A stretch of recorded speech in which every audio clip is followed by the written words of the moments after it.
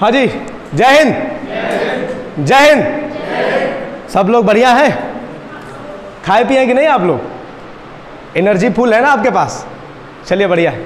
और होली अच्छी रही आप सबकी? कम खेला कि ज़्यादा खेला?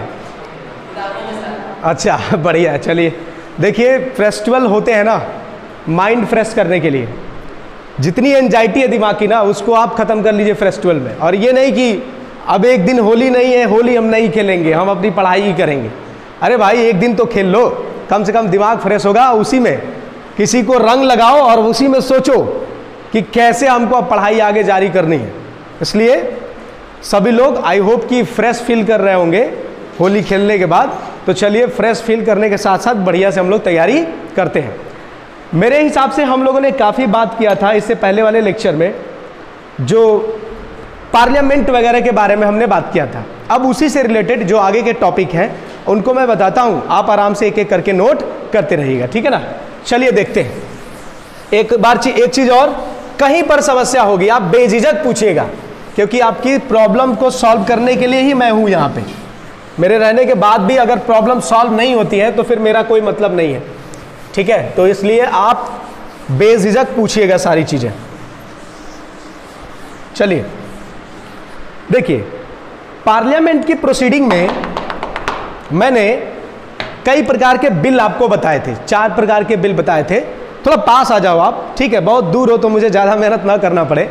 हाँ, तो पार्लियामेंट की प्रोसीडिंग में मैंने 4 प्रकार के बिल बताए थे, आपको याद हो। जैसे क्या था, एक हमारा मनी बिल था, सेकंड हमारा फाइनेंस बिल था, थर्ड हमारा क्या था, सिंपल बिल था, और फोर्थ हमारा क्या था, कह सकते हो कि कॉन्स्टिट्यूशनल अमेंडमेंट बिल।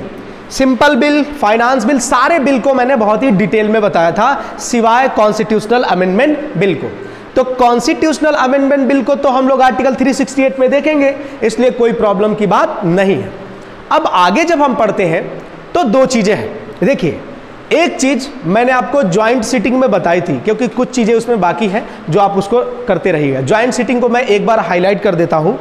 देखिए, संयुक्त बैठक, ज्वाइंट सिटिंग जिसको हम कहते हैं, संयुक्त बैठक हमारे इंडियन कॉन्स्टिट्यूशन के आर्टिकल 108 में है, ठीक है ना।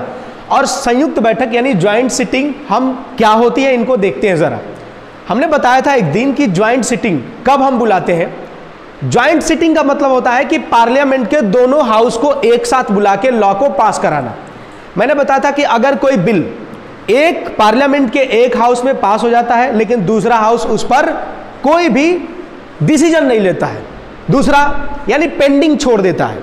दूसरा, अगर कोई बिल है जो एक हाउस में पास हो जा रहा है बार बार और सेकेंड हाउस में उसको बार बार क्या कर दिया जा रहा है, दबा दिया जा रहा है, यानी उसको खत्म कर दिया जा रहा है। तो इन 2 कंडीशन में अगर प्रेसिडेंट को लगता है तो प्रेसिडेंट क्या बुलाएगा, प्रेसिडेंट बुलाएगा ज्वाइंट सिटिंग। ज्वाइंट सिटिंग ध्यान रखिएगा, कभी भी ध्यान रखिएगा, ज्वाइंट सिटिंग कभी भी मनी बिल उसके साथ साथ कॉन्स्टिट्यूशनल अमेंडमेंट बिल पे नहीं लाया जाता। इसके साथ साथ मैंने फाइनेंस बिल के 2 टाइप बताए थे। फाइनेंस बिल आर्टिकल 117 फर्स्ट और आर्टिकल 117 थर्ड, याद रखिएगा। तो आर्टिकल 117 फर्स्ट पर कोई भी ज्वाइंट सिटिंग नहीं हो सकती, क्योंकि वो वैसे ही पास होता है जैसे एक मनी बिल पास होता है। आर्टिकल 117 3 जो था, थर्ड था, यानी फाइनेंस बिल टाइप सेकंड, वो उस पे मैंने बताया था कि उसको हम एक सिंपल बिल के भांति पास करते हैं, तो उस पे ज्वाइंट सिटिंग हो सकती है। यानी सीधे तौर पे आप कह सकते हो कि ज्वाइंट सिटिंग सिर्फ और सिर्फ सिंपल बिल और आर्टिकल 117 सब क्लॉज थर्ड के पर ही होती है, ये ध्यान रखेगा। उसके साथ साथ जब ज्वाइंट सिटिंग हम बुलाते हैं तो दोनों हाउस को बुला के उसके बाद से जो बुलाने का काम है वो हमारा प्रेसिडेंट करता है, लेकिन उस मीटिंग की जो प्रेसिडेंट मतलब अध्यक्षता करता है वो हमारा कौन करता है, लोकसभा का स्पीकर। उसके साथ साथ इस पे अगर जब भी ज्वाइंट सिटिंग होता है तो राज्यसभा लोकसभा एक साथ बैठेगी, एक साथ बैठ के किसी भी बिल पर जो डिसीजन लेना होगा, जो निर्णय लेना होगा, वो कैसा लिया जाता है, सिंपल मेजॉरिटी से, यानी 50% + 1। इसको मैंने एक एग्जाम्पल के माध्यम से बहुत पहले एक दिन समझाया था, आई होप कि वो आपके दिमाग में होगा। नहीं हो तो वीडियो आप पुराना देख लीजिएगा, आपको क्लियर हो जाएगा, ठीक है। हाँ, अब आप बताइए क्या कह रहे थे।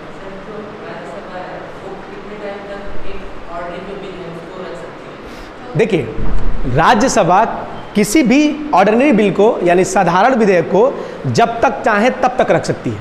उस पर जितना राइट लोकसभा के होते हैं सेम राइट एक राज्यसभा के होते हैं। देखिए कोई टाइम ड्यूरेशन नहीं है कि आप इतने दिन में उसको पास करोगे या फिर उस पर कोई जवाब दोगे, ठीक है ना। इसीलिए तो उसको कहते हैं पेंडिंग विधेयक, पेंडिंग बिल। अगर देखिए अगर कोई मनी बिल है ना तो मनी बिल को उसको 14 दिन के अंदर या तो पास कर दे, कुछ कर दे। 14 दिन में अगर कुछ नहीं भी करेगा ना तभी वो पास, सिर्फ और सिर्फ मनी बिल पे। बाकी सिंपल बिल, बाकी उसके साथ साथ अगर देखा जाए कॉन्स्टिट्यूशनल अमेंडमेंट बिल, इस पर राज्यसभा या सेकेंड हाउस, एनी हाउस, ठीक है ना, वो सेकेंड हाउस उसको कितने भी दिन तक होल्ड कर सकता है, कोई टाइम ड्यूरेशन नहीं है। अच्छा अब देखिए ज्वाइंट सिटिंग अभी तक भारत में 3 बार हुआ है, ध्यान रखिएगा, इसीलिए मैं आपको बता रहा हूं ज्वाइंट सिटिंग अभी तक 3 बार हुआ। एक क्या था, एक था डाउरी प्रोहिबिशन एक्ट 1961, ठीक है ना, यानी दहेज प्रतिबंध अधिनियम 1961। तो डाउरी प्रोहिबिशन एक्ट 1961 पर हमने क्या किया था, ज्वाइंट सिटिंग किया था। फिर बाद में बैंकिंग रेगुलेशन एक्ट आया था, ठीक है ना, ध्यान रखिएगा, बैंकिंग रेगुलेशन एक्ट 1978, इस पर भी ज्वाइंट सिटिंग हुई थी, ये ध्यान रखिएगा। और उसके बाद से ध्यान रखिएगा लास्ट में एक जो हमारा कह सकते हो कि जो लास्ट वाला है जिसको हम कहते हैं पोटा, आपने सुना होगा, प्रिवेंशन ऑफ टेररिज्म एक्ट, ठीक है ना, prevention of terrorism act 2002।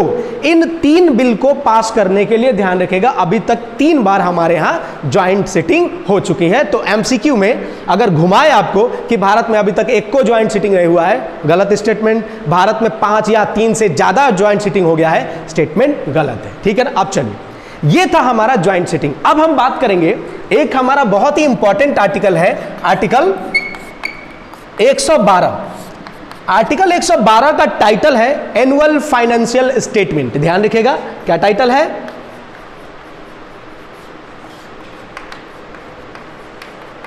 Annual financial statement.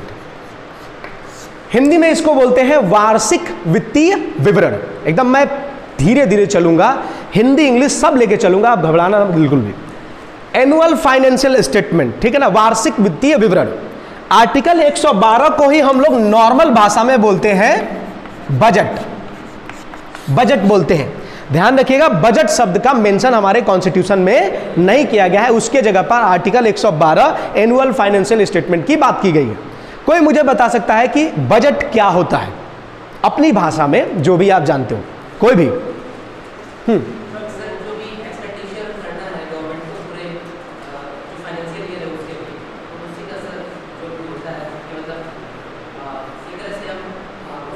हाँ हाँ समझ गए, ठीक है। और कोई? हाँ बोलिए, अब क्या कह रहे थे? सेम वही बात। और कोई महिला पार्टी?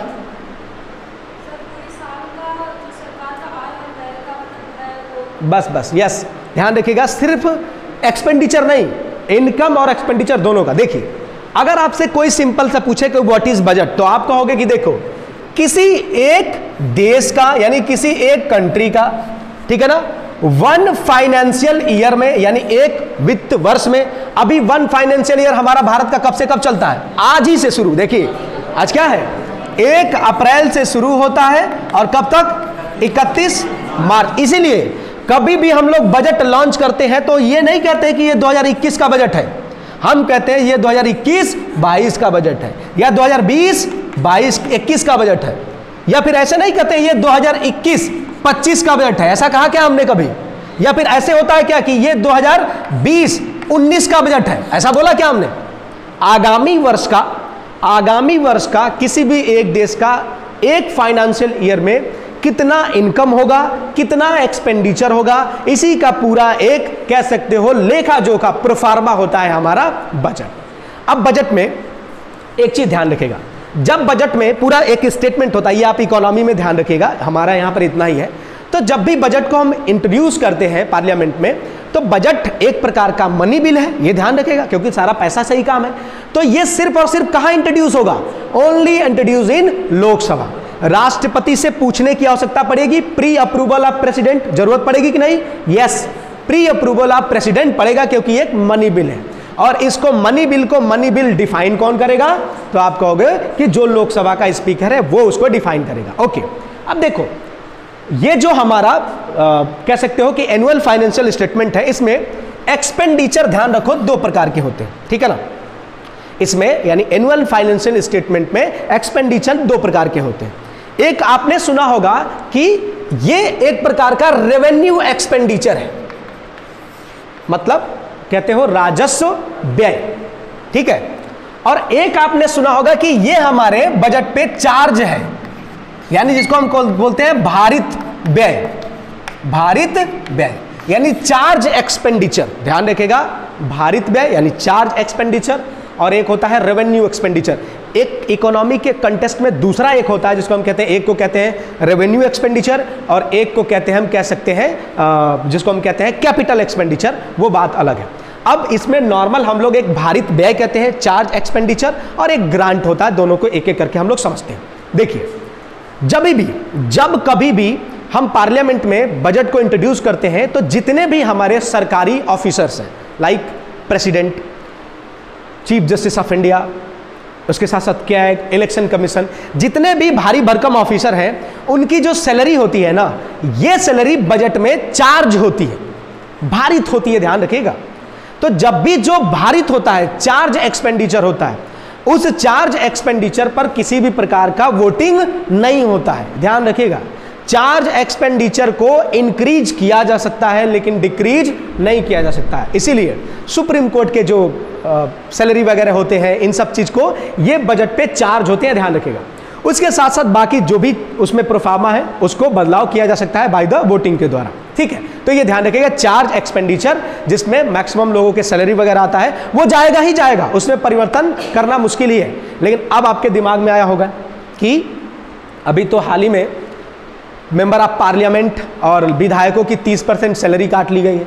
ध्यान रखिएगा, ये विधायक और सांसदों की सैलरी का मामला अलग है, और हमारे जितने भी ऑफिसर्स होते हैं, मतलब गवर्नमेंट के जो गवर्नमेंट ऑफिसर होते हैं वो अलग होते हैं, like CAG, election commission, UPSC, ये सब अलग मामला होता है, इसलिए इनका सैलरी काटा जा सकता है, उनका सैलरी नहीं काटा जाता है। अब चलिए आप आगे बढ़ते हैं। जब हम एनुअल फाइनेंशियल स्टेटमेंट को हर साल इंट्रोड्यूस कराते हैं, कहा जाता है कि राष्ट्रपति प्रत्येक वर्ष वार्षिक वित्तीय विवरण, एनुअल फाइनेंशियल स्टेटमेंट को लोकसभा में इंट्रोड्यूस कराएगा, पेश कराएगा। तो अब इसके पास होने के 6 स्टेप है, यानी बजट कितने स्टेप में पास होता है, 6 स्टेप। एक हम लोग बहुत पुरानी कहावत सुनते रहते हैं कि ऐसे कहा जाता है, हर एक धन विधेयक वित्त विधेयक होता है, लेकिन हर एक वित्त विधेयक धन विधेयक नहीं होता। यानी हर एक मनी बिल फाइनेंशियल बिल होता है, लेकिन हर एक फाइनेंशियल बिल मनी बिल नहीं होता। अब प्रूफ कैसे करना है, आखिर कैसे, खाली रट्टा मार देना है क्या? नहीं, चलिए समझते हैं एक एक करके। मुझे थोड़ा जगह चाहिए तो मुझे ये मिटाना पड़ेगा। अब वैसे भी आप मेरी बात पे ज़्यादा फोकस करिए, लिखावट पे कम, क्योंकि वैसे भी हमारी राइटिंग बैजंती माला जैसी है पुराने ज़माने की, तो इसलिए बातों पर ध्यान जरूर दीजिएगा। देखिए, यानी 6 स्टेप में हम लोग पास करते। पहला,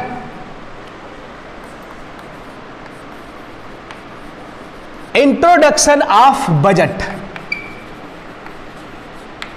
यानी सबसे पहले तो हम बजट को क्या करते हैं, इंट्रोड्यूस करेंगे। कहां इंट्रोड्यूस करेंगे, आप सभी जानते हो, लोकसभा में। जब हम इसको इंट्रोड्यूस करेंगे, ठीक है ना, उसके बाद से क्या होगा, एक जनरल डिस्कशन होता है, यानी जिसको हम कहते हैं आम बहस होती है।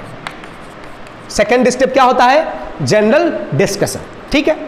उसके बाद से क्या होता है, जनरल डिस्कशन के बाद से होता है बच्चा, जितने भी समिति होती हैं, कमिटीज, उनके द्वारा इन्वेस्टिगेशन होता है, जांच होता है कि कौन सी चीजें कहां पर है, क्या बढ़ाया जाना चाहिए, क्या घटाया जाना चाहिए, किस में क्या परिवर्तन किया जाना चाहिए। उसके बाद से क्या होती है बच्चा, तो आप कह दोगे विभागीय समितियों के द्वारा क्या होती है, जांच होती है, यानी इन्वेस्टिगेशन होता है, ठीक है। उसके बाद से अगर आपसे पूछे कि फिर क्या होता है, तो फिर आप कहोगे कि जब जांच हो जाएगी तब होगा क्या, वोटिंग, मतदान, ठीक। मतदान के बाद से क्या होता है, तो आप कहोगे कि जब मतदान हो जाता है तो हमारा बजट हो जाता है एप्रोप्रिएशन बिल, विनियोग विधेयक हो जाता है, ठीक है ना। एप्रोप्रिएशन बिल, यानी जब मतदान हो जाता है बजट पे, मतदान हो जाने के बाद एप्रोप्रिएशन बिल वो बन जाता है हमारा बजट। मतलब अब वो सीधे क्या आएगा, एक्शन में आएगा। अब उसमें अमेंडमेंट की चांस नहीं है, मतदान हो गया, अमेंडमेंट की चांस नहीं है, एप्रोप्रिएशन बिल हो जाता है, विनियोग विधेयक हो जाता है। अब देखिए, उसके बाद से 6th स्टेप जो होता है, जिसको हम कहते हैं कि फाइनेंशियल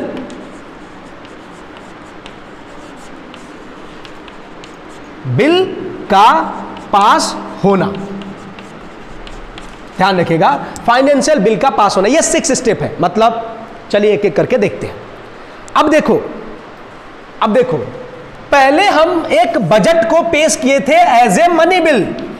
ध्यान से देखो बच्चा, तो जैसे ही इंट्रो किए स्पीकर ने कहा कि मनी बिल है, मनी बिल का टैग लग गया, मनी बिल। मनी बिल पर डिस्कशन हुआ, जांच हुई, विभागीय समितियों के द्वारा जांच, अभी मैं बताऊंगा, लोक लेखा समिति, एस्टीमेट कमेटी, SC ST कल्याण कमेटी, विमेन एम्पावर कमेटी, बहुत सारी कमेटियां अभी मैं बताऊंगा, टेंशन न लीजिए।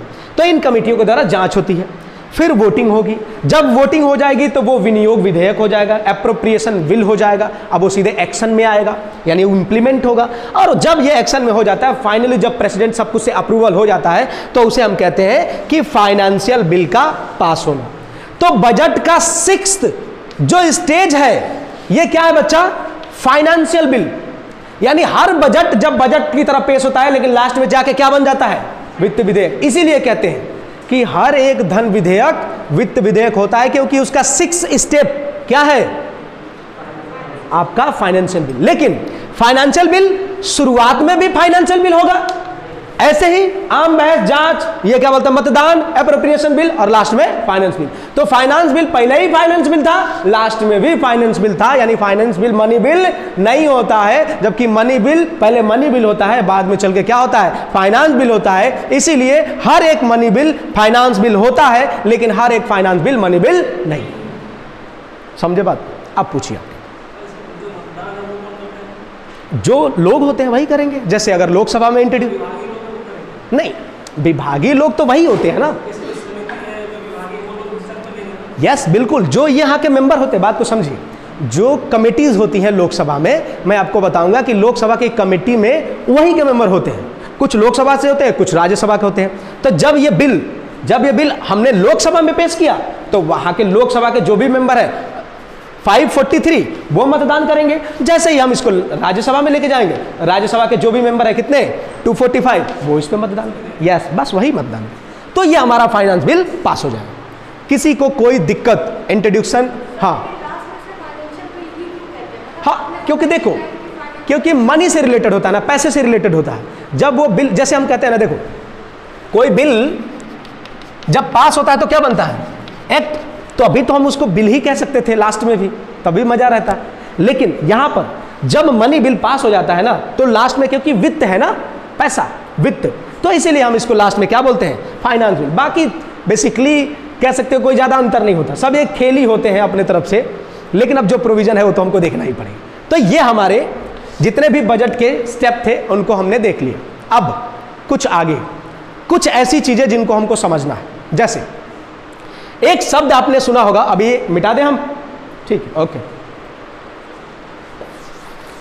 कभी कभी अगर हमको पैसा निकालना है, जब मान लीजिए हमको भारत के कंसोलिडेटेड फंड ऑफ इंडिया से पैसा निकालना है, तो जैसे आप अपने बैंक में जमा पैसे को चाहो तो बैंक में जाकर बैंक का पर्चा फॉर्म भर के भी निकाल सकते हो, चेक से भी निकाल सकते हो, ATM से भी निकाल सकते हो, कई माध्यम है ना।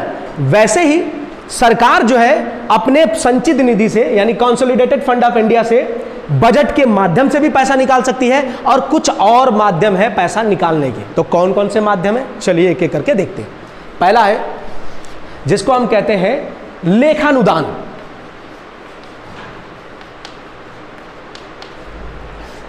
लेखानुदान इंग्लिश में कहते हैं वोट्स ऑन अकाउंट, ठीक है ना, ध्यान रखिएगा, क्या बोलते हैं? वोट्स ऑन अकाउंट, लेखानुदान।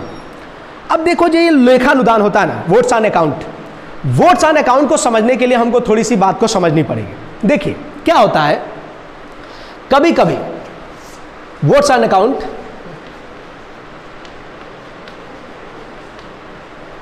वोट्स ऑन अकाउंट, अब देखिए इट्स वोट्स ऑफ अकाउंट को हम तब पास करते हैं जब कुछ सर्टेन कंडीशन होती है। देखिए, अब देखिए यहां पर हमने एक एग्जांपल लेते हैं 2020-21 का, ठीक है बच्चा।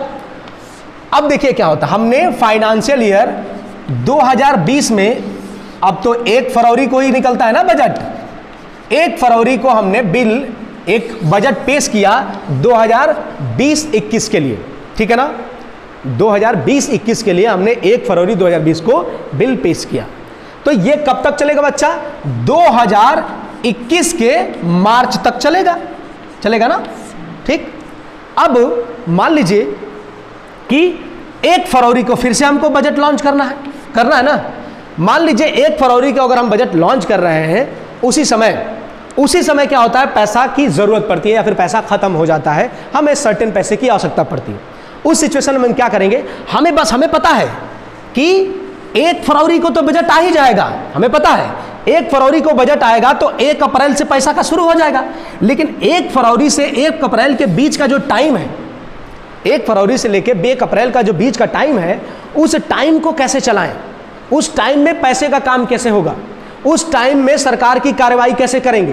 तो इसके लिए हम क्या करते हैं, बजट के साथ या बजट के पहले भी कैसे भी हम एक वोट्स ऑन अकाउंट क्या कर देते हैं, पास कर देते हैं। वोट्स ऑन अकाउंट क्या होता है, तो जो आगामी बजट के आने से पहले के जो खर्चे होते हैं, आगामी बजट के आने से पहले के जो खर्चे होते हैं, उनको निपटाने के लिए हम किसका प्रयोग करते हैं, वोट्स ऑन अकाउंट का। ध्यान रखिएगा।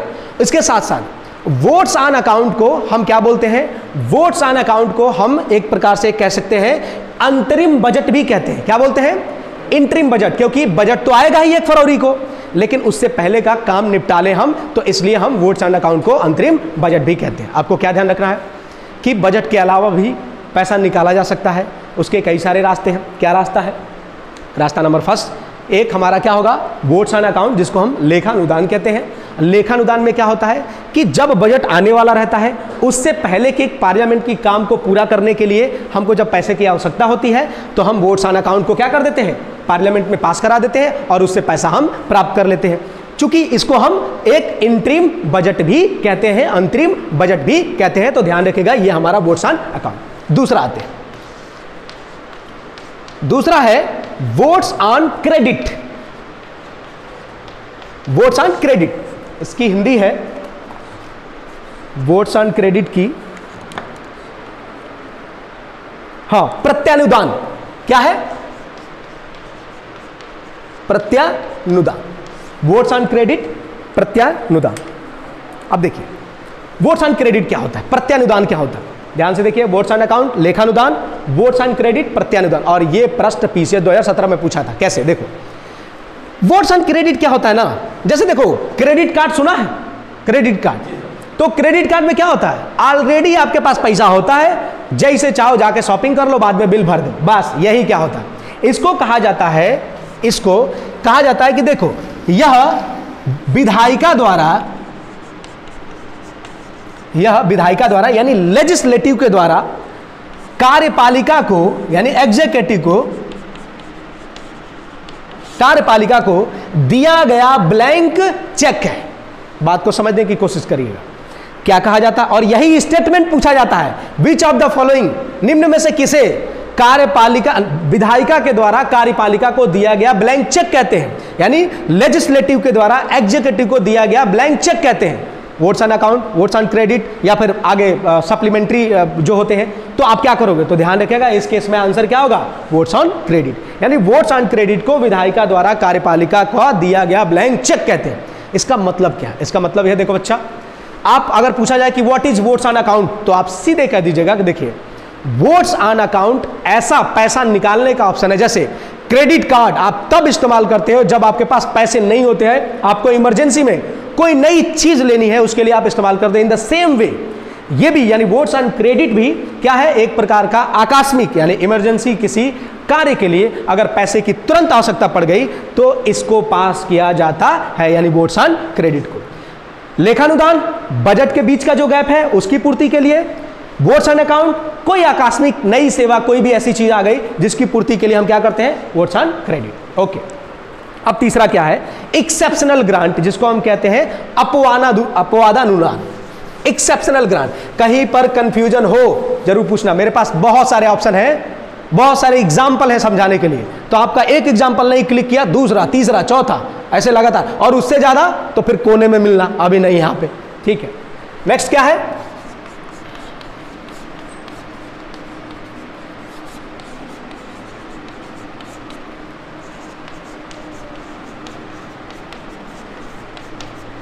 अपवादानुदान, ठीक है ना, एक्सेप्शनल ग्रांट।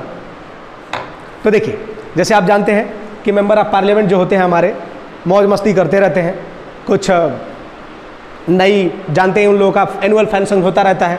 मान लीजिए 2 राज्यसभा के कोई सांसद रिटायर हो गए तो उनके लिए क्या होगा, फेयरवेल पार्टी का इंतजाम होगा। तो इसके लिए पैसा कहाँ से आएगा, इसके लिए पैसा कहाँ से आएगा, तो इसके लिए पैसा कहाँ से आएगा, एक्सेप्शनल ग्रांट। मतलब किसी विशेष कार्यक्रम के लिए जब हम पार्लियामेंट को पैसे की आवश्यकता पड़ती है तो हम क्या पास करते हैं, अपवाद अनुदान। ध्यान रखना, ये ध्यान रखें, तीनों में अंतर क्या है। ये किसी कार्यक्रम के लिए है, वो सरकार चलाने के लिए था, लेखानुदान एज ए बजट के रूप में, और ये क्रेडिट क्या था, तो एग्जीक्यूटिव को यानी कार्यपालिका को कहीं पैसे की कमी पड़ गई तब ये था। ये कार्यपालिका को मिला, ब्लैंक चेक है, कौन देता है, लेजिस्लेटिव। ये हमारा इंटरिम बजट है, और ये एक्सेप्शनल कोई विशेष सेवा के लिए। तो बजट के अलावा इन 3 माध्यम से भी हम क्या करते हैं, बजट के अलावा इन 3 माध्यम से भी हम लोग चाहें तो कंसोलिडेटेड फंड ऑफ इंडिया से पैसा निकाल सकते हैं। कहीं किसी को समस्या पूछ सकता है। हाँ, बस जो बीच का गैप होगा उसी में बस, यस। क्योंकि नहीं, तीनों नहीं, ये तो कभी भी आ जाएगा। मान लीजिए हमको विदाई करना जून में आ जाएगा, कभी भी आ सकता है।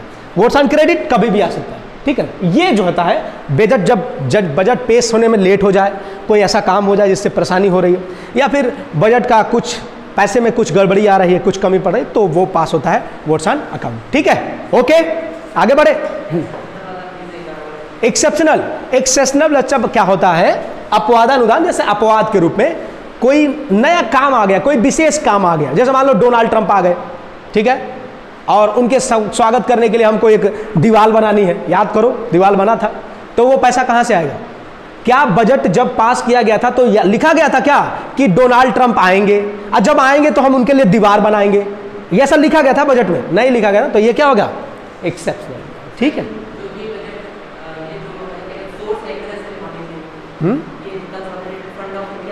यस, नहीं, मनी बिल है ना, कोई दिक्कत नहीं, चले, ओके। चलिए, अब ये तो हो गया हमारा कुछ बजट के अलावा पैसे निकालने के माध्यम। अब चलिए कुछ और चलते हैं, अब थोड़ा सा बैकग्राउंड करके फिर आगे बढ़ते हैं, ठीक है। देखो,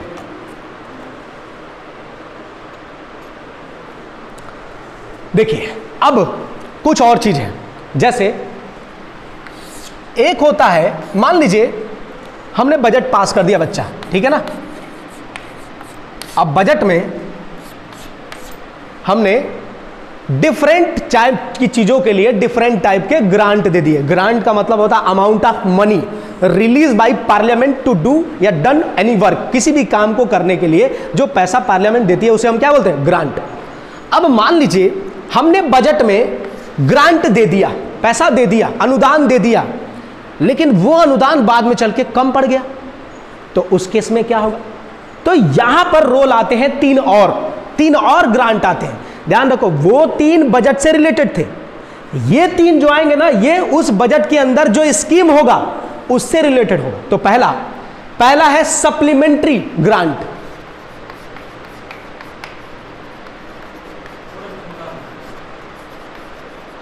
हिंदी में अनुपूरक अनुदान, ठीक है। सप्लीमेंट्री ग्रांट, अनुपूरक अनुदान, ठीक है। अब देखिए क्या होता है, इसमें क्या होता है, सप्लीमेंट्री ग्रांट में क्या होता है। अब नाम ही लिखा है अनुपूरक, तो आप समझ गए होंगे कैसे।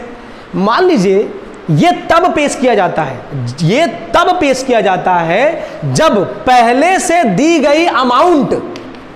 पहले से दिया गया अमाउंट किसी स्कीम के लिए पूरा नहीं था, तो कहेगा और पैसा दो, सप्लीमेंट्री दो, तब हम इसको पूरा करेंगे। फॉर एग्जाम्पल बहुत है। देखिए, मान लीजिए हमने कहा कि दीनदयाल खड्डा खाडो योजना, मतलब कुछ भी ऐसे करके दीनदयाल खुदाई करो योजना, और उस खुदाई करो को योजना में यह पास हुआ कि देखो बच्चों 100 गड्ढे खोदने, और 100 गड्ढे खोदने के लिए हम 100 रुपए पास करते हैं, ठीक है।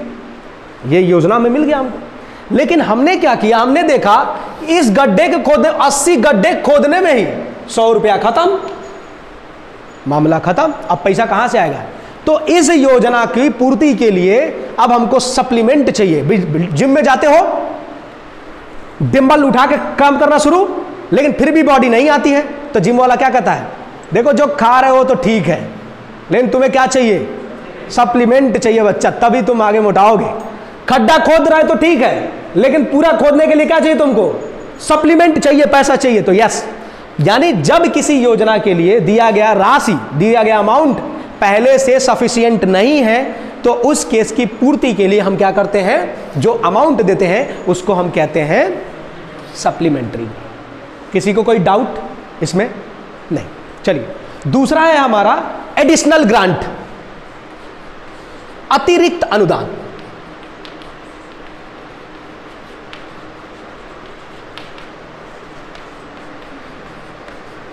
अतिरिक्त अनुदान, पहला देखिए क्या था? पहला था अनुपूरक, यानी कोई स्कीम था, उस स्कीम में पैसा कम हो गया था, उसको कंप्लीट करने के लिए था। दूसरा क्या है? अतिरिक्त, मतलब एडिशनल चाहिए मुझे, यानी जो स्कीम में गया था उसके लिए नहीं है। अब देखो, मान लो कि मई में चुनाव है, ठीक है, मई में चुनाव है, बजट तो आ गया 1 फरवरी को ही, ठीक। हमको लगा कि भैया चुनाव में जीतने के लिए कुछ तो जरूरत पड़ेगा, तो हमने क्या कहा, चलो एक स्कीम लाते हैं। क्या? न्याय स्कीम लाते हैं। राहुल गांधी वाला योजना, राहुल गांधी कहते हैं कि न्याय स्कीम के तहत हर भारतीयों को क्या देंगे हम? 1 साल में 12,000 देंगे। अब मोदी जी की स्कीम क्या है? और मोदी जी का स्कीम है पीएम किसान सम्मान निधि, और इसके तहत क्या है? 6,000 रुपये सालाना आपको देना है। तो मान लीजिए, अब देखो ये चुनाव से भी हो सकता है, चुनाव के इतर भी हो सकता है, सरकार का मन जब करे। मैं एक इंटरेस्टिंग वे में आपको चुनाव से इसलिए समझाता हूं क्योंकि मैक्सिमम योजनाएं चुनाव से पहले ही आती हैं, आपको पता होगा। तो इसलिए मान लीजिए किसी चुनाव में या फिर ऐसे ही सरकार को फाइनेंशियल ईयर के बीच में उसको लगा कि एक स्कीम लानी चाहिए, और उस स्कीम के लिए पहले बजट में तो पैसा था ही नहीं, क्योंकि बजट में तो ऑलरेडी सब लिखा रहता है, इतना पैसा यहां करेंगे, यहां करेंगे। लेकिन हमने एक नई योजना शुरू कर दी, तो उसके लिए बजट में पैसे की आवश्यकता पड़ेगी। जैसे अभ्युदय योजना, क्या बजट में था पहले? यूपी के नहीं था। तो इसीलिए इस योजना के लिए आपको टीचर बुलाने पड़ेंगे, उनको पैसा देना पड़ेगा। तो क्या करना पड़ेगा इसके लिए? आपको एडिशनल ग्रांट, अतिरिक्त अनुदान लाना पड़ेगा। यानी सिंपल सी शब्दों में, यदि किसी फाइनेंशियल ईयर में कोई नई सेवा, नई सर्विस शुरू हो जाती है, नई स्कीम शुरू हो जाती है, उसके लिए जो पैसा चाहिए उसको हम किससे निकालते हैं? उसको हम निकालते हैं आपका एडिशनल। तीसरा होता है एक्सेस ग्रांट। एक्सेस ग्रांट, जैसे ये अतिरिक्त था, ये क्या? एक्सेस मतलब अधिक, और चाहिए मुझे। बहुत आसान है, अगर आप पहले वाले को समझ गए ना तो लास्ट वाला समझ जाओगे। एक्सेस अनुदान, एक्सेस ग्रांट, अधिक अनुदान। देखो यहां पर देखिए, पहले वाले में क्या था बच्चा? 100 खड्डे खोदने हैं, 100 रुपये मिला है, लेकिन 80 खोदते में ही पूरा पैसा खत्म। अब हमको बाकी 20 गड्ढे खोदने के लिए क्या करना चाहिए? पैसा चाहिए। इधर देखो क्या है, मान लो हमने क्या किया, पहले हिसाब नहीं लगाया। हमने क्या किया, कहा गया था कि 100 खड्डे खोदो, 100 रुपया ले लो, 100 खड्डे खोदो, 100 रुपया ले लो योजना, मान लो हिसाब निकला। और हमने क्या किया, अंधाधुन मनरेगा में मजदूर लगा, कहा खोद दो 100 के 100 गड्ढे, और हमारे मजदूरों ने पूरा गड्ढा खोद दिया। बाद में जब हम हिसाब लगाए, अरे भाई साहब ये तो 120 रुपया हो गया, मतलब हमको तो 100 रुपया ही मिला था, लेकिन खर्चा क्या हो गया? ज्यादा हो गया।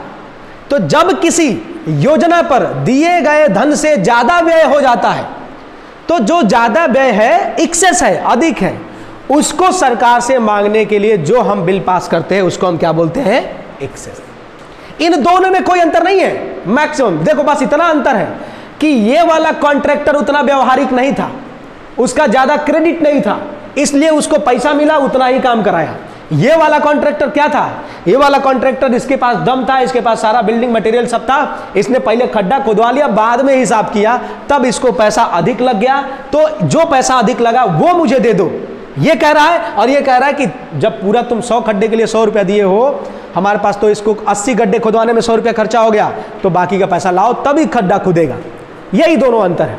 आपको votes on account votes on credit, उसके साथ साथ जो एक्सेप्शनल ग्रांट था वो, इसके साथ साथ इसमें सप्लीमेंट्री, एडिशनल और एक्सेस, इन 6 के 6 पॉइंट में कहीं पर दिक्कत हो आप मुझे सीधे पूछ लीजिए। मैं एक बार फिर से देखो ऐसे हवाबाजी में उड़ा देता हूं। कैसे? Votes on account, interim budget, बस ऐसे कीवर्ड्स याद रखो, आपको याद आ जाएगा। Votes on account, interim budget, budget के बीच में जो गैप है उसी की भरने के लिए हो गया। Votes on credit, credit card क्या था कि कार्यपालिका को विधायिका के द्वारा मिला गया ब्लैंक चेक, ठीक, जब चाहे तब पैसा निकाल लो। तीसरा क्या था? एक्सेप्शनल, डोनाल्ड ट्रंप आए, पैसा खर्चा, या फिर कोई गुलाम नबी आजाद की फेयरवेल पार्टी हो गई, पैसा खत्म। समझे बच्चा? इसमें क्या है? तीनों में सप्लीमेंट्री, खड्डा खुदवाए 100, आरसी खोदने में ही पैसा खत्म, और पैसा दो तब काम होगा, सप्लीमेंट्री दो। एडिशनल, कोई नई सेवा आ गई जैसे न्याय स्कीम, या फिर प्रधानमंत्री जो हमारा किसान सम्मान निधि है, या फिर अभ्युदय योजना, तो ये होगा। और एक्सेस ग्रांट, अधिक मतलब खड्डा खुदवा दिया, पैसा ज़्यादा खर्चा हो गया, पैसा लाओ वापस। ये है हमारा पूरा ग्रांट। कहीं पर भी किसी को कोई दिक्कत हो पूछ लो। नहीं ना? आगे बढ़े बच्चा? ठीक है, चलिए देखिए। अब देखो इसके आगे अब कुछ और है, और इसका कनेक्शन थोड़ा पीछे से है, तो चलिए देखते हैं। देखिए मैं पूरी कोशिश करूंगा कि आपको प्रश्न पूछ ही ना पाओ आप, और ऐसा होगा भी, तो इसलिए मैं सारे डायमेंशन खुद कवर कर लूंगा, बस आप मेहनत करते चलिए। आइए देखते हैं। अब देखो, हाँ, कोई मुझे इसमें से बजट के 6 स्टेप बता सकता है अभी जो मैंने बताया, बिना देखे कोशिश करिए। मैं पहले बता देता हूं। पहला क्या था? इंट्रो। दूसरा क्या था? डिस्कशन। तीसरा क्या था? जांच, इन्वेस्टिगेशन। चौथा वोटिंग। पांचवा एप्रोप्रिएशन बिल, और छठा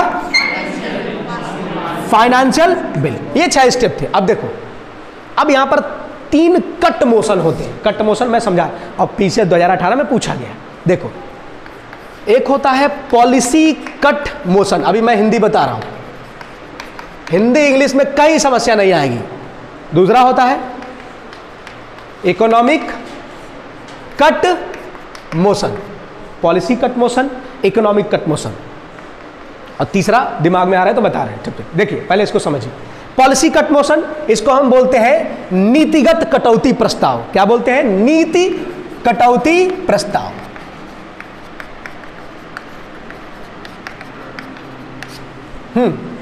ठीक है, नीति कटौती प्रस्ताव। यह क्या होता है? आर्थिक कटौती प्रस्ताव।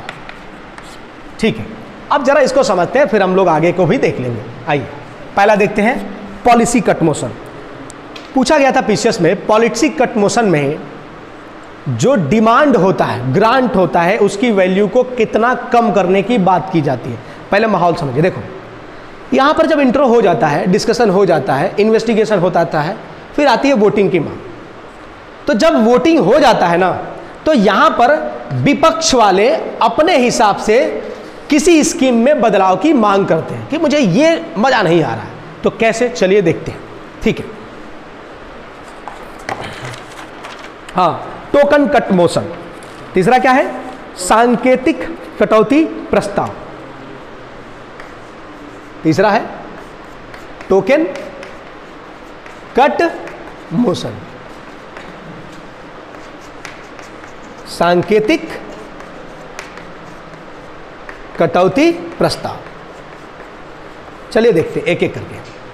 अब जब वोटिंग की बात आती है, तो वोटिंग की बात में अब मेंबर ऑफ पार्लियामेंट डिमांड करते हैं कि देखो भैया, मान लो जैसे एक स्कीम है, मैं बात करता हूं। मान लीजिए सरकार ने एक स्कीम लाया है कि दीनदयाल विद्यार्थियों को 10 लाख दे दो योजना, ऐसे करके कुछ भी।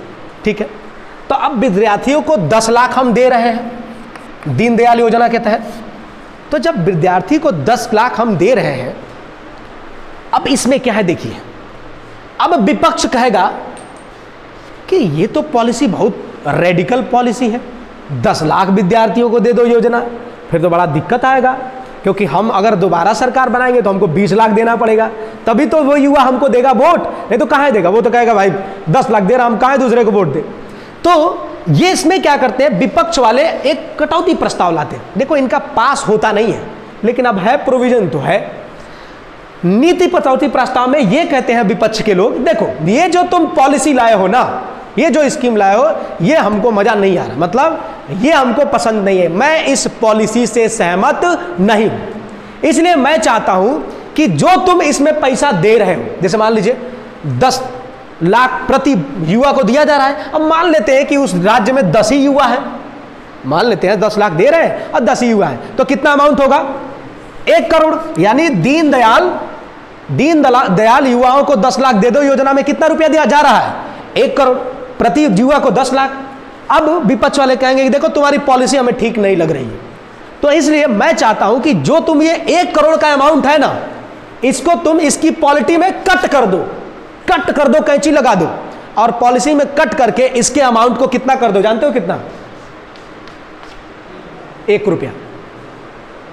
यह विरोध तय किया जाता है, इससे विरोध दर्शाया जाता है कि आप इस अमाउंट को कम करके 1 कर दी। अब ये किसी भी मोशन पे हो सकता है, जैसे मान लीजिए सरकार ने मनरेगा लाया, अब मनरेगा पे सरकार 50,000 करोड़ दे रही है, लेकिन विपक्ष को ये मजा नहीं आया, तो विपक्ष कहेगा कि मनरेगा और मुझे मजा नहीं आ रहा है, आप क्या कीजिए, इस पॉलिसी को कट करके इसका अमाउंट कितना कर दीजिए, 1। ये कभी पास नहीं होता है, लेकिन अब है तो है, अब उनके भी मन की बात कर लिया जाए, भैया जाओ तुम भी जा सिमरन, तू भी जी ले जिंदगी अपनी, तो जी लिए भैया। ये होता, मतलब आपको क्या ध्यान रखना है कि देखो भैया, पॉलिसी कट मोशन में अमाउंट का जो ग्रांट की वैल्यू होती है, उस ग्रांट की वैल्यू को कितना करने की मांग की जाती है, 1 रुपया, बस। ओके, सेकंड आते हैं, ये कौन सा है, economic cut motion. Economic cut motion का मतलब होता है आर्थिक कटौती प्रस्ताव। देखिए जब आप इकोनॉमी पढ़ोगे, जो भी आपको पढ़ाएं, तो इकोनॉमी में आपको एक शब्द आएगा राजस्व घाटा। राजस्व घाटा का सिंपल सा अर्थ तो देखो, हमारे पास एग्जाम्पल बहुत है, तो एग्जाम्पल से ही मैं समझाऊंगा।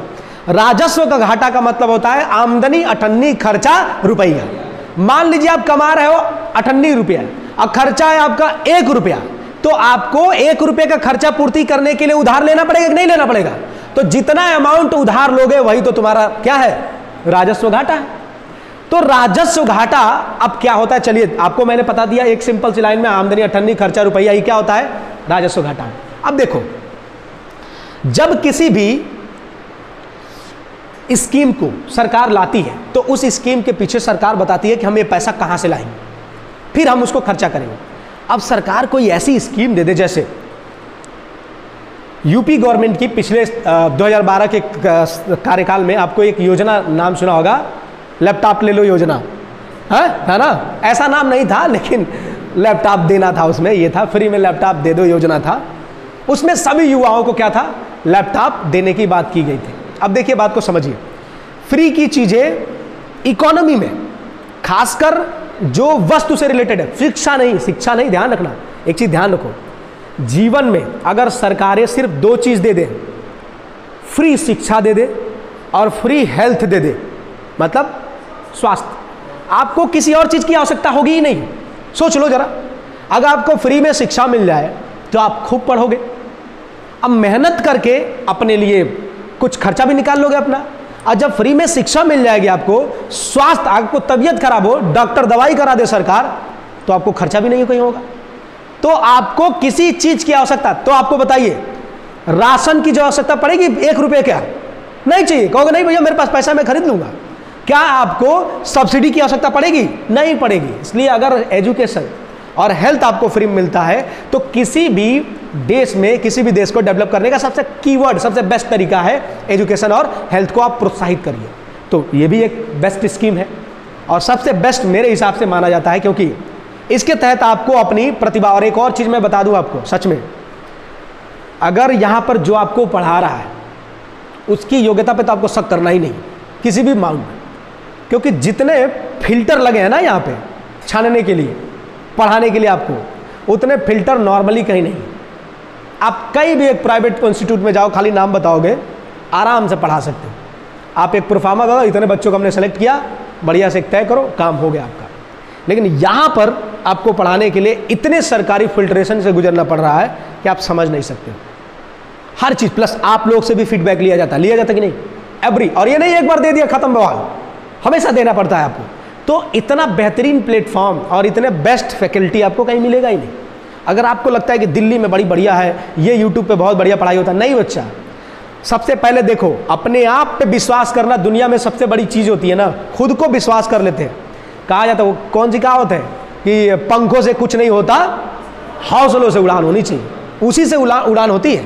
तो अगर हौसला है, दम है, गट्स है, तो तुम पहाड़ तोड़ सकते हो। जीतन राम मांझी हम कह रहे हैं, जो मांझी जी थे, दशरथ मांझी, क्या पहाड़ तोड़ने से पहले उनको पता था कि वो पहाड़ तोड़ देंगे?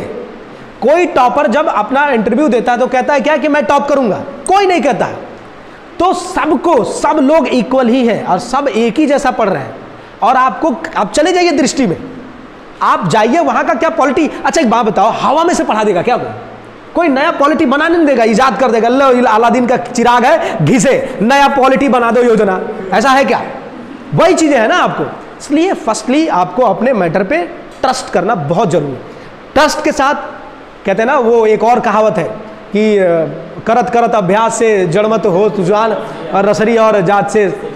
तो आपके पास सारी सुविधाएं होने के बाद भी जब तक अभ्यास नहीं करोगे, जब तक ये टहनियां टकराएंगी नहीं, चिंगारी जलेगी नहीं, और जब तक चिंगारी जलेगी नहीं, चेन रिएक्शन होगा नहीं, और जब तक चेन रिएक्शन होगा नहीं, हाइड्रोजन हीलियम में बदलेगा नहीं और सूर्य चमकेगा नहीं। समझे बात को? तो आपको चमकने के लिए मेहनत करना पड़ेगा। आपको रगड़ने का क्या है? आपकी किताबें हैं, आप है, आपकी आंख है, जितना रगड़ना है रगड़िए।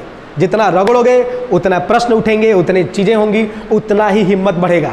जिस दिन एक टॉपिक मजबूत करके ऐसे सीना कान के खड़े हो जाओ, लगेगा हम ही है बाहुबली। और जिस दिन कम करते जाओगे बोझ बढ़ता जाएगा और एक दिन कहोगा हटा दो, नहीं पढ़ना। समझे बात को? इसलिए आपको चीजें कंसाइज वे में करनी है बहुत अच्छे से। देखिए, देखो हम कहाँ पढ़ा रहे थे, इकोनॉमिक कट मोशन। तो कोई ऐसी योजना है जिस योजना को लागू करने के लिए सरकार के राजस्व पर, सरकार के इकोनॉमी पे बहुत ही ज्यादा बर्डन पड़ रहा है, प्रभाव पड़ रहा है। तो विपक्ष वाला कहेगा कि भैया जो तुम योजना ला रहे हो, इस योजना से हमारे इकोनॉमी पे क्या होगा? बहुत ही बुरा असर होगा। एक तो कोरोना में सरकार को पैसा नहीं मिल रहा है और तुम दीनदयाल सूटकेस बांटो योजना के तहत 20-20 लाख लोगों को देने की बात कर रहे हो। तो इससे क्या दिक्कत होगी? इससे दिक्कत ये होगी कि एक तो सरकार को इनकम और कम हो रही है, प्लस सरकार और पैसा लोगों को देगी तो सरकार पर और बोझ पड़ेगा, सरकार को और लोन लेना पड़ेगा।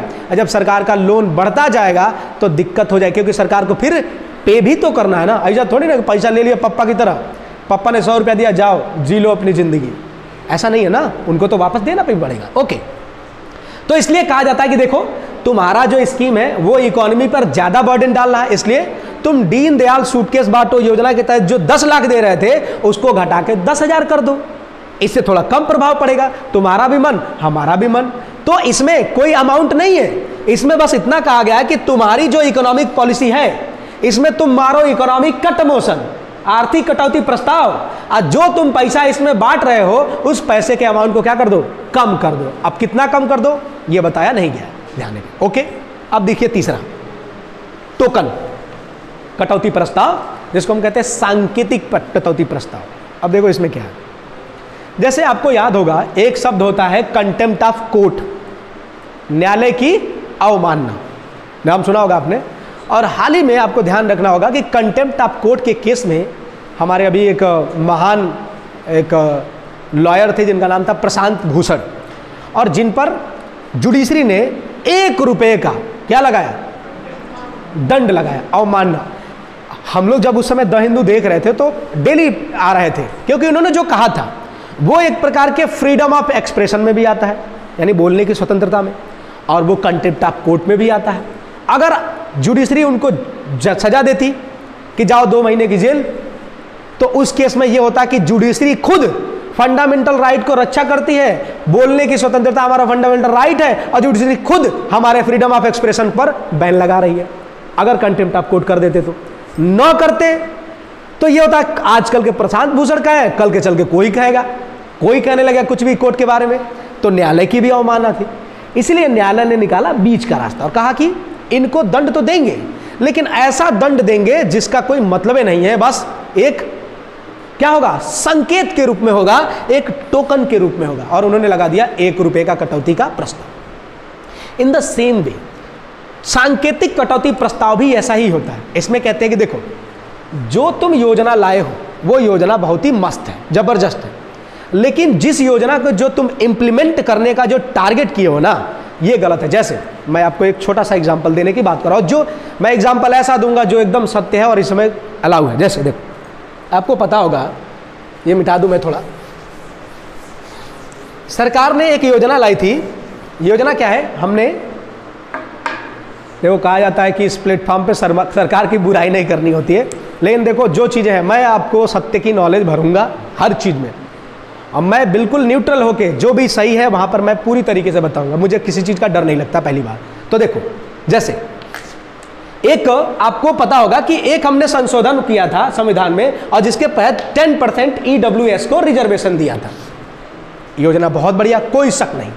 इकोनॉमिकल जो वीक सेक्शन है उसको आपको रिजर्वेशन देना चाहिए, कोई डाउट नहीं, बेस्ट। लेकिन आपने क्या बोला कि इसके पास वही उसी को मिलेगा जिसके पास एक सर्टिफिकेट होगा, और सर्टिफिकेट का माध्यम क्या होगा, कैसे सर्टिफिकेट बनेगा? तो आपने कह दिया कि जाइए कचहरी, लेखपाल, तहसीलदार, DM साहब, SDM साहब, इनके पास जाइए, बनवाइए। अब यहां पे दिक्कत क्या है, पॉलिसी बहुत बेस्ट है, इसमें कोई शक नहीं, लेकिन और ये एक और केस था जो किन्नरों के लिए था। कहा गया था कि किन्नरों का एक आइडेंटिटी कार्ड बना दो कि ये ट्रांसजेंडर है। अब आइडेंटिटी कार्ड बना दोगे तो आराम से हमको पहचान में आ जाएगा, उनको फंडामेंटल राइट जो भी राइट देने होंगे वो मिल जाएंगे। तो लेकिन वो आइडेंटिटी कार्ड बनाने का अथॉरिटी दिया गया DM साहब को, SDM साहब को।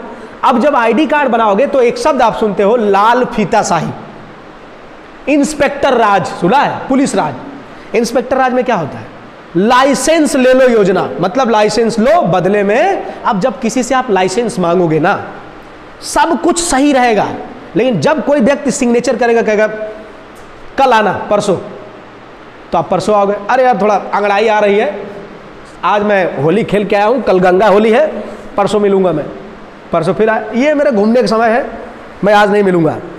फिर शनिवार, आज शनिवार है, इस दिन मैं कापी कलम छूता नहीं हूँ, इसलिए मैं सिग्नेचर नहीं करूँगा। आप समझ रहे हो बात को? आपको घुमाया जा रहा है कि आप कहीं ना कहीं से, अरे साहब थोड़ा कुछ ले लीजिए, काम कर दीजिए। समझ रहे बात को? तो ये होता है पॉलिसी, इसी को हम कहते हैं इंस्पेक्टर राज, कि जब लाइसेंस आपसे मांगा जाए उसके बदले में, तो इससे क्या होता है ना, इससे जो करप्शन होता है इसके चांसेस बढ़ते हैं।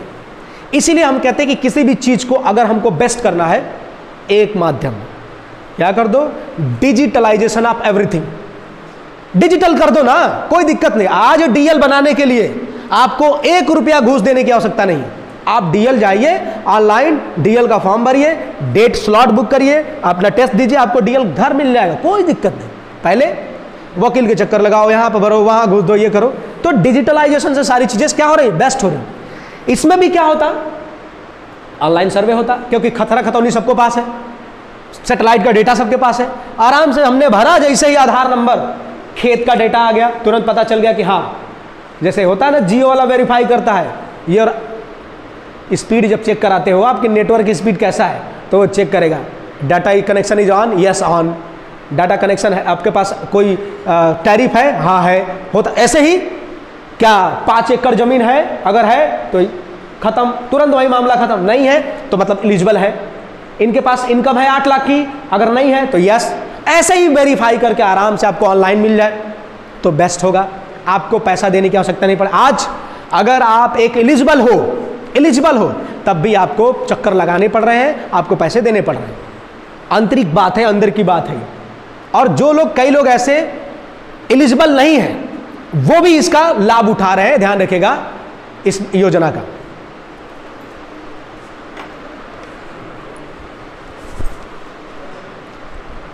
आप पहली बार आए हो क्या? हाँ, ऐसे निकल जाया जाता है, ठीक है ना, और गेट से बाहर। मैं बता दे रहा हूँ, यहाँ पे फ़ोन इज़ नॉट अलाउड। मेरे क्लास में आपको फ़ोन आए मम्मी पापा का जिसका है, निकल के जाइए, आप आराम से बात कर लीजिए बाहर। यहाँ पर बिल्कुल। नाम क्या है तुम्हारा? हाँ, गौरव। क्वालिफिकेशन क्या है तुम्हारी? MA सेकेंड ईयर है। एज क्या होगी? तुम सिविल सर्विसेज की प्रिपरेशन करने आ रहे हो? पक्का? तुम्हें पता भी होता है सिविल सर्विसेज क्या होता है? अकाउंटेबिलिटी। और ये आपकी जो चल रही ना मीटिंग होगी कहीं पर किसी योजना में, तो आप क्या फोन ऐसे झुक के बात करोगे क्या? हाँ, तुमको जब ये एटीट्यूड आज ही से नहीं आएगा तो तुम क्या करोगे?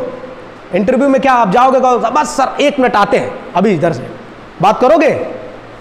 गलत बात। दोबारा मैं फिर से आपको बोल रहा हूं, आप हमसे जितना प्रश्न पूछना है पूछिए, सारी चीजें। और ये डिस्कशन जो हो रहा है ना, ये ऑनलाइन भी रिकॉर्ड होगा, समझ रहे हो ना बात को? ये सारी चीजें अपलोड होंगी, तो सबको गलत ये मैसेज जाएगा ना आप, तो इसलिए आप समझिए, फोन कभी भी एंट्री कीजिए, आप फोन को साइलेंट कर लीजिए। इतना बड़ा आपके पढ़ाई से, और क्या कर लोगे यहां से बैठे बैठे तुम? मान लेते हैं कोई कह दिया कि आपको यहां जरूरत है, आप कर लोगे क्या कुछ यहां बैठे बैठे? नहीं भाई साहब, आपको निकल के करना पड़ेगा। इसलिए फोन को थोड़ा दूर, यहां पर जो एजुकेशन मिल रहा आप लेते रहिए, ठीक है ना? आई होप कि आप मेरी बात समझ रहे हो। और ये मैनर आज ही से नहीं आएगा तो फिर आप एक अच्छे लोक सेवक बन ही नहीं पाओगे। अगर अच्छा एक बात बताओ, क्या तुम्हें लगता है कि तुम जॉब पा जाओगे, सिविल सर्विसेज में सेलेक्ट हो जाओगे, तो आपको लगता है कि आप बाद में चल के बहुत ही अच्छी रॉयल लाइफ होगी क्या? आपको बहुत मेहनत करना पड़ेगा, आपको डेली कितने घंटे काम करने, पता है? ये एक नौकरी नहीं होती है, ये एक सेवा होता है, सेवा, जनता की सेवा करना, और सेवा भाव होता है। इसमें कोई समय नहीं होता है कि जाओ 6 बजे या फिर 8 बजे, 4 बजे तो छुट्टी। ये क्लर्क लोग करते हैं, आपको सेवा करनी है 24 घंटा। और फोन आ गया, डीएम साहब आ जाइए, तुरंत आपको जाना पड़ेगा। समझे बात को बच्चा?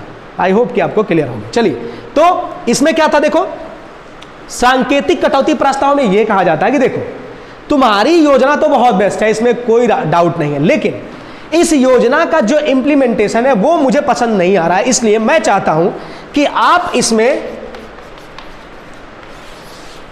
100 रुपए की क्या कर दीजिए, कमी कर दीजिए, एज ए टोकन के रूप में, सांकेतिक रूप से कि मैं अपना विरोध जता रहा हूं। तो ध्यान रखिएगा इस वाले में, यानी हमारा जो पॉलिसी कट मोशन था, पॉलिसी कट मोशन में 1 रुपए, आर्थिक कट मोशन में कोई अमाउंट नहीं, और टोकन कट मोशन में कितना, 100 रुपए। ये ध्यान रखिएगा, ये आपके तीनों कटौती प्रस्ताव है। 2017 पीसीएस में आपका पॉलिसी कट मोशन पूछा गया है, आपके 2 नंबर। तो ये हमारे कट मोशन है।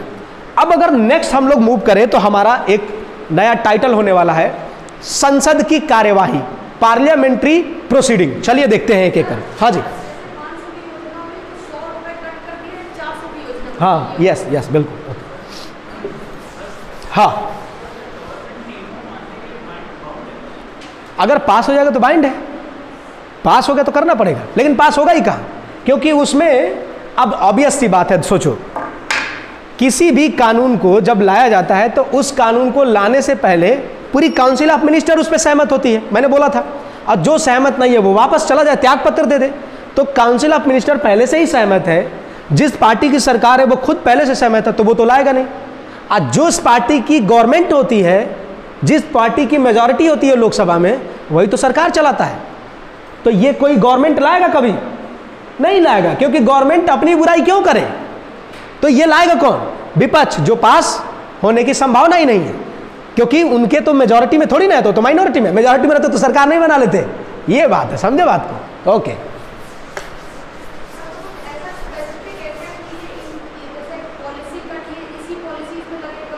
नहीं, किसी भी पॉलिसी कहीं पे भी, बिल्कुल बिल्कुल, एकदम एकदम। आप सहमत नहीं हो इंडिविजुअल रूप से, आप कह दीजिए सीधे। नहीं, कोई कर सकता है, कोई भी कर सकता है, कोई भी कर सकता है, लेकिन जनरली जो सरकार होती है वो स्वयं अपने खिलाफ क्यों जाएगी? ये बात कोई कर सकता है। अब चलो, अब हमको टाइटल रहेगा, हेडिंग रहेगा आपका संसद की कार्यवाही, ठीक है ना, पार्लियामेंट प्रोसीडिंग। हाँ, कोई और आपके पास अभी तक जो पढ़ा है उसमें किसी को कोई डाउट है तो पूछ सकता है, फिर हम लोग हाँ क्या क्या क्या कह रहे हैं?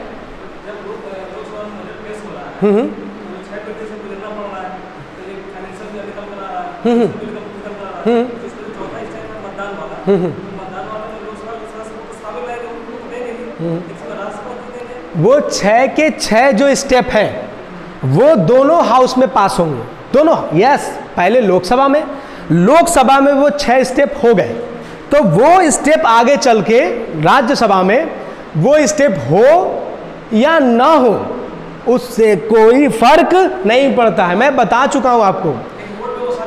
यस बिल्कुल, लेकिन वो राज्यसभा में ही देंगे, लोकसभा में नहीं। ये नहीं कि राज्यसभा का मेंबर लोकसभा में आके वोट दे दे, ऐसा नहीं है, वो राज्यसभा में ही देगा।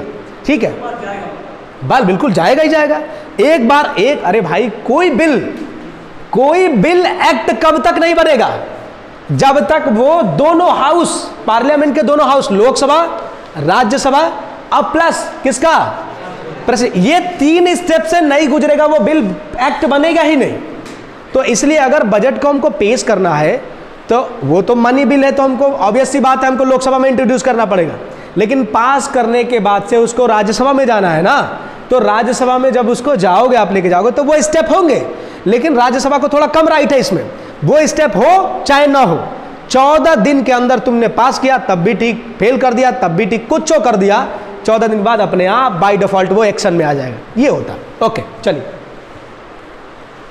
अब आइए देखते हैं हम लोग संसद की कार्यवाही।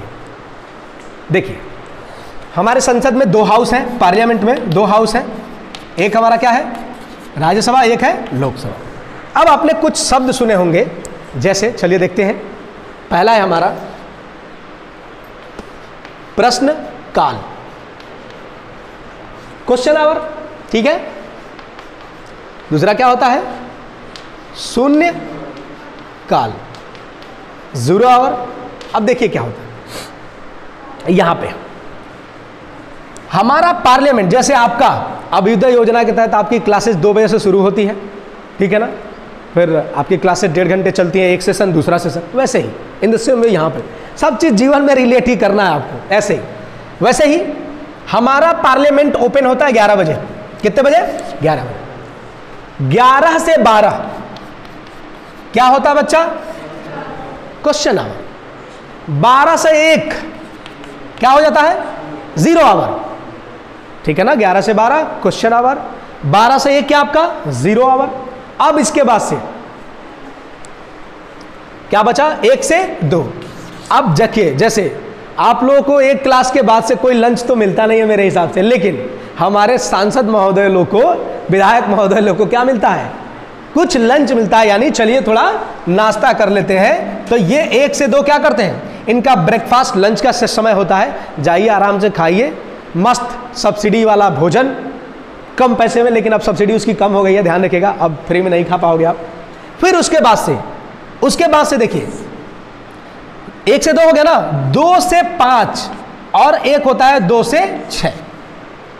हमारा लोकसभा चलता है 2 से 6। हमारा लोकसभा कितने बजे तक चलता है? 2 से 6 तक। अभी 2 से 6 में क्या होगा? कोई बिल होगा, उस बिल को पास करना, वोट करना, बहस करना, चर्चा करना, प्रश्न, ये सारी चीजें होंगी इसमें 2 से 4 में। 2 से 6 में कहां पर? लोकसभा। यही काम राज्यसभा में कितना चलता है? 2 से 5। यानी राज्यसभा ओपन होता है कब? 11 बजे से, और कब तक चलता है? तो आप कह दोगे कि राज्यसभा हमारा चलता है कब तक? 5 बजे तक। और लोकसभा कब से कब चलता है? लोकसभा आपका 11 से शुरू होता है और कब तक चलता है? 6। शुरुआत के दोनों हाउस में, यानी शुरुआत के जो कह सकते हो 11 से 12 क्वेश्चन आवर बोथ हाउस में। क्वेश्चन आवर में आप जानते हो क्या होगा? क्वेश्चन पूछा जाएगा। उसके साथ साथ शून्यकाल, इसमें भी क्वेश्चन ही पूछे जाते हैं। इसमें नोटिस दी जाती है, इसमें नोटिस की आवश्यकता नहीं होती है। तो शून्यकाल ध्यान रखिएगा, 0 आवर भारत की इजाज़त है, पूरे किसी और देश में हमारा 0 आवर, किसी भी और देश के पार्लियामेंट में ये नहीं होता है, ये भारत से स्टार्ट हुआ, ये ध्यान रखिएगा, ठीक है ना, 0 आवर। उसके साथ साथ जब ये बातचीत हो जाती है, प्रश्न हो जाता है, मंत्री लोग उठ के जवाब देते हैं। जवाब देने के बाद से फिर लंच होता है। लंच होने के बाद से मस्त क्या होगा? फिर से जो भी कानून होंगे, जो भी बिल होंगे, उन सबको क्या किया जाएगा? एक एक करके पास किया जाता है। तो इस 2 से 6 में आपके लोकसभा की कार्यवाहियां होती हैं, जो नॉर्मली वोटिंग वगैरह, और इस 2 से 5 में राज्यसभा में कार्यवाहियां होती हैं, यानी लोकसभा ज़्यादा चलता है, राज्यसभा कम चलता है। ये हमारी हो गई संसद की कार्यवाही। अब देखिए कुछ और चीज़ें हैं, अगर आप लिखना चाहें 0 आवर 1962 से स्टार्ट है इंडिया से, ध्यान रखिएगा, ये शुरुआत में नहीं था 0 आवर, इसको शून्यकाल को, तो 1962 से ये भारत में स्टार्ट है, इसको ध्यान रखिएगा। इसके बाद से एक शब्द होता है स्टार क्वेश्चन, जिसको हम हिंदी में बोलते हैं तारांकिक प्रश्न, ठीक है ना, स्टार क्वेश्चन, तारांकिक प्रश्न। तो स्टार क्वेश्चन क्या होता है, तारांकिक प्रश्न होता है, इसकी पर्ची जो होती है, ध्यान रखिए बहुत इंपॉर्टेंट है, इसकी पर्ची कैसी होती है, ग्रीन स्लिप, हरी पर्ची होती है। इसमें ओरली प्रश्न पूछा जाता है और इसमें आंसर क्या होता है, ओरली ही दिया जाता है। यानी आपको ध्यान रखना है, स्टार क्वेश्चन हिंदी में तारांकिक प्रश्न, तारांकिक प्रश्न की पर्ची होती है हमारी क्या, ग्रीन स्लिप होती है इसकी, और इसके द्वारा ओरली क्वेश्चन पूछे जाते हैं और इसके द्वारा ओरली क्वेश्चन के आंसर दिए जाते हैं, ये ध्यान रखें। एक और होता है अन स्टार क्वेश्चन, अतारांकिक प्रश्न, ठीक है ना। अतारांकिक प्रश्न में इसकी पर्ची होती है कैसी, वाइट, सफ़ेद पर्ची होती है, और इस वाइट पर्ची में यानी सफ़ेद पर्ची में जो आंसर दिया जाता है वो रिटन में दिया जाता है। ध्यान रखिएगा, अगर स्टेटमेंट घुमाए आपको कि जो हमारा कह सकते हो कि स्टार क्वेश्चन होते हैं, ऐसे स्टेटमेंट दे देता है ना यूपीएससी में, स्टार क्वेश्चन में आंसर रिटन में दिया जाता है, आप कहोगे वाह क्या बात है, ये तो बात सही है, मामला हो जाएगा गड़बड़। स्टार क्वेश्चन में आंसर ओरली, अन स्टार में आंसर रिटन में, ध्यान रखिएगा। इसके साथ साथ मैंने एडजॉर्नमेंट मोमेंट बता ही दिया आपको। एडजॉर्नमेंट सबको क्लियर है ना, अरे स्थगन प्रस्ताव, स्थगन, अरे जैसे आज की मीटिंग स्थगित की जाती है, कल क्लासेज होगी, स्थगन कौन करता है, स्पीकर ऑफ द हाउस, ठीक है। और प्रोरोगेशन, सत्रावसान, सत्र को खत्म, अभ्युदय योजना के तहत चलने वाली क्लासेज खत्म, अब नेक्स्ट मीटिंग बाद में होगी, बाद में बताया जाएगा। ये क्या होगा, प्रेसिडेंट के द्वारा, सत्रावसान प्रेसिडेंट के द्वारा। नो कॉन्फिडेंस मोशन मैं बता चुका हूं आपको क्या होता है। जब नो कॉन्फिडेंस मोशन क्या होता है, ये विपक्ष के द्वारा लाया जाता है, पक्ष के द्वारा लाए कॉन्फिडेंस मोशन, विश्वास प्रस्ताव, विपक्ष के द्वारा लाया जाए नो कॉन्फिडेंस मोशन। जब हम कॉन्फिडेंस मोशन लाएंगे तो हम लाके साबित करेंगे देखो हमारे पास बहुमत है। उधर क्या होगा, विपक्ष द्वारा उनको लगेगा कि लग रहा है ये सरकार बहुमत में नहीं है, तो क्या किया जाए, पूछा जाए, एक मोशन लाया जाए कि इनको क्या किया जाए, चेक किया जाए कि ये दम मेजॉरिटी में है कि नहीं है। तो जब उसको लाया जाए तो उसको हम बोलते हैं नो कॉन्फिडेंस मोशन। यानी इसके द्वारा अगर नो कॉन्फिडेंस मोशन पास हो गया, नो कॉन्फिडेंस मोशन पास हो गया, तो बताओ सरकार को इस्तीफा देना पड़ेगा कि नहीं देना पड़ेगा, देना पड़ेगा ना। ध्यान रखना, नो कॉन्फिडेंस मोशन पास हुआ, सरकार खत्म, और कॉन्फिडेंस मोशन पास हुआ तो सरकार बनी रहेगी। कॉन्फिडेंस मोशन पास नहीं हुआ तो सरकार क्या हो जाएगी, गिर जाएगी। नहीं समझ में आया, देखो मैं कॉन्फिडेंस प्रस्ताव लेके आ रहा हूं कि यहां के क्लासेस चलने वाले में पॉलिटी मैं ही पढ़ाऊंगा, ये मुझे प्रस्ताव पूरा कॉन्फिडेंस है। हमने कहा मैम लाइए पर्ची, अब मैंने दे दिया तुम सबको, मैंने कहा लिखो, सब लोग 5 स्टार देना, एकदम जबरदस्त, दासू टीचर, ऐसा टीचर को वो देखा ही नहीं, ठीक है। लेकिन हम ओवर एक्साइट थे, अपने बहुत ज़्यादा घमंड में थे। तुम सबने कहा था बाक बहुत बेकार आदमी है, कौन पढ़ाते वढ़ाते कुछ नहीं, खाली बतियाते हैं। तो तुम सबने हमारा कॉन्फिडेंस क्या कर दिया, फेल कर दिया। तो बताओ हम यहाँ रहेंगे? तो अगर कॉन्फिडेंस मोशन जो हमने लाया है वो फेल हो गया तो सरकार रहेगी? नहीं रहेगी। कब रहेगी? जब कॉन्फिडेंस मोशन पास हो। और देखो अब तुमने लाया कि नहीं इनको तो हटाना है, ये मजा नहीं है, भाषा इनका ठीक नहीं है, वो समझ नहीं आता है। अब बहुत इधर उधर के स्कीम लाते रहते हैं, दीनदयाल ले लो, लूट लो योजना, कहाँ से लाते रहते हैं, तो ये मजा नहीं है। उन्होंने नो कॉन्फिडेंस ला इसी में, लेकिन कई बच्चों को मजा आता है, उनको इसमें एग्जाम्पल से समझ में आ जाता है चीजें। अब तुम लोग लेके आए नो कॉन्फिडेंस मोशन, लेकिन 50% से एबव बच्चे कह रहे हैं नहीं मजा है, बढ़िया है, तो वो पास हो गया।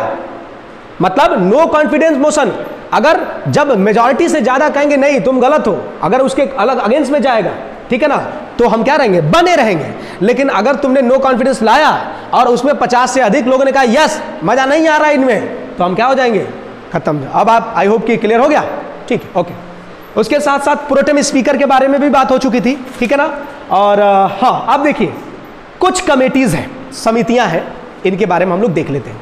जैसे देखिए एक समिति का नाम है जिसको हम कहते हैं लोक लेखा समिति, पब्लिक अकाउंट कमेटी, ठीक है, ध्यान रखिएगा, लोक लेखा समिति, पब्लिक अकाउंट कमेटी। अब इसके बारे में क्या है देखिए, पब्लिक अकाउंट कमेटी, PAC जिसको शॉर्ट फॉर्म में कहते हैं,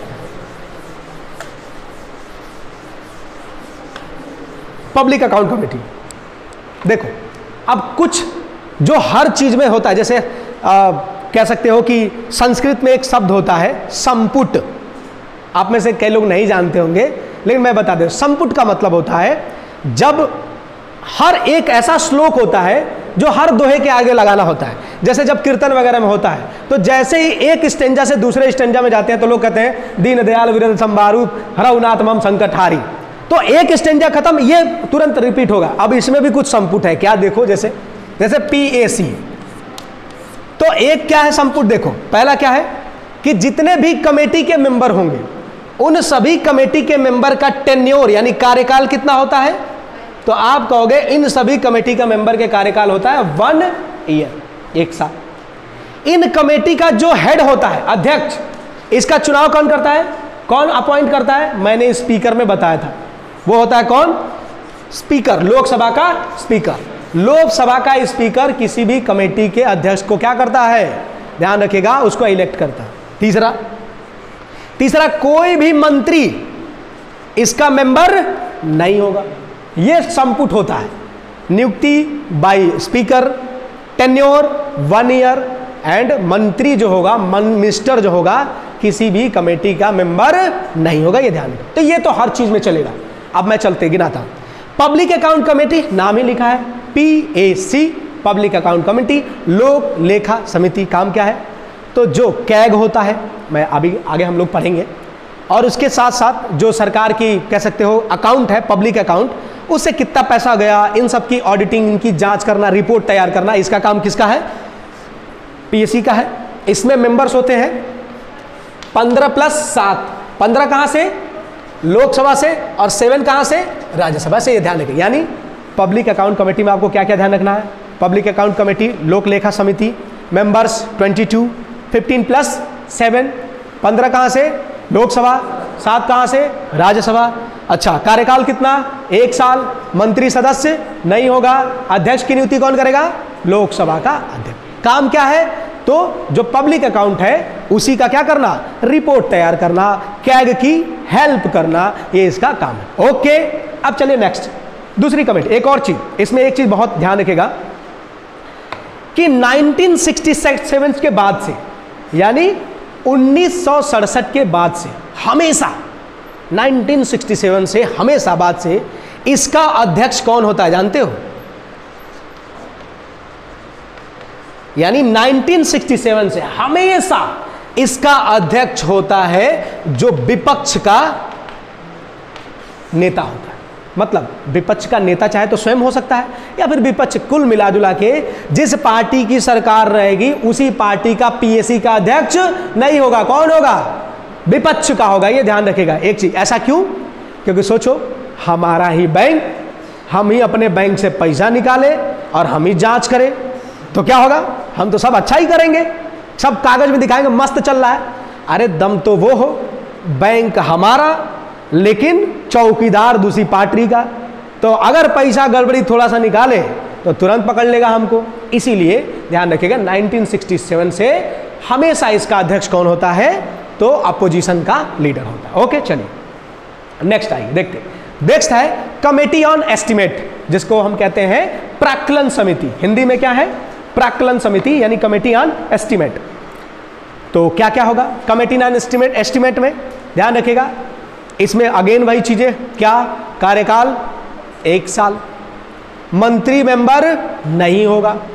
उसके साथ साथ अगर आपसे कहा जाए कि इसके अध्यक्ष की नियुक्ति कौन करता है, स्पीकर करेगा। अब ध्यान रखिएगा, जैसे इसका यानी PAC का हेड हमेशा कहां से होता है, विपक्ष से, वैसे ही कमेटी ऑन एस्टिमेट का हेड हमेशा कहां से होता है, हेड हमेशा ही होता है आपके सत्ताधारी दल से। मतलब जो पार्टी सरकार में है उसी पार्टी का मेंबर एस्टिमेट कमेटी का क्या होता है, हेड होता है। ये ध्यान रखिएगा। मेंबर्स कितने, उसमें मेंबर्स कितने, 15 + 7। इसमें मेंबर्स कितने, इसमें मेंबर्स, इसमें होते हैं मेंबर 30, और 30 के 30 कहां से, Lok Sabha. All member from Lok Sabha. अब एक प्रश्न पूछा था, which of the following is the largest committee इन लोकसभा, या फिर निम्न में से कौन जो है सबसे बड़ी कमेटी है मेंबर्स के हिसाब से, तो उसमें राइट आंसर क्या था? यही था। आप जब घटनाचक्र सॉल्व करोगे तो आप उसमें क्वेश्चन मिलेगा, तो क्वेश्चन जरूर सॉल्व करना, तभी चीजें पता चलेंगी। ठीक है, तो देखिए इसमें क्या एक और चीज, अब देखो ये पब्लिक अकाउंट कमेटी पता है कब से है? अच्छा, आप लोग ये डेमो में किसी ने पढ़ाया नहीं था? एक्ट नहीं पढ़ाया था क्या? 1773 का एक्ट, हाँ 1784 का एक्ट, 1992 का एक्ट, ऐसा एक्ट पढ़ा है कभी? नहीं पढ़े हो ना? 1919 का act, Morley Minto reform, Montagu Chelmsford reform, Bharat सरकार अधिनियम 1935 पढ़ा है? तो भारत में बाई कैमरल लेजिस्लेशन मतलब द्विसदनीय विधायिका कब आया? 1909 ना? और कोई महिला आत्मा? मॉन्टेग्यू चेम्सफोर्ड में। आपको क्या लगता है? नहीं थे गायब?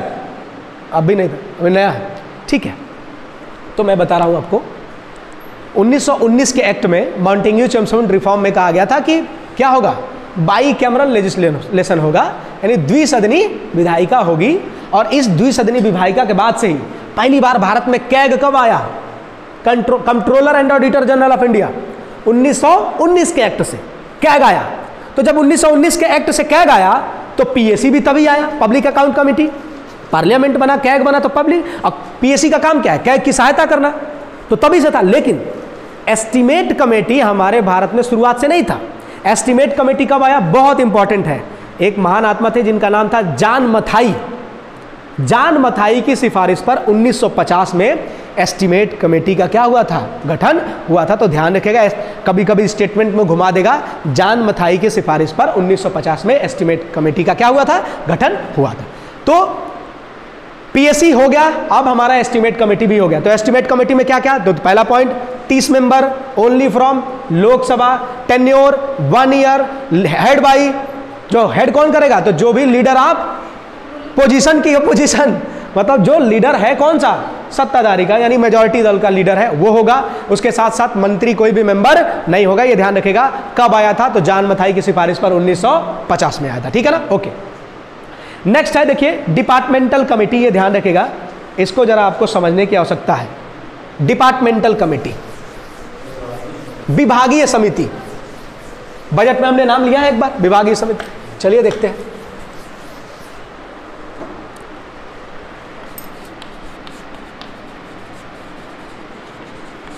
डिपार्टमेंटल कमेटी, विभागीय समिति। अब देखो इसको समझना बहुत जरूरी है। विभागीय समितियों की संख्या है 24 और इसमें कुछ कार्यकाल ऐसे हैं 16 प्लस, बचा कितना बच्चा? बोलो तो 8। ठीक है ना? हो गया ना?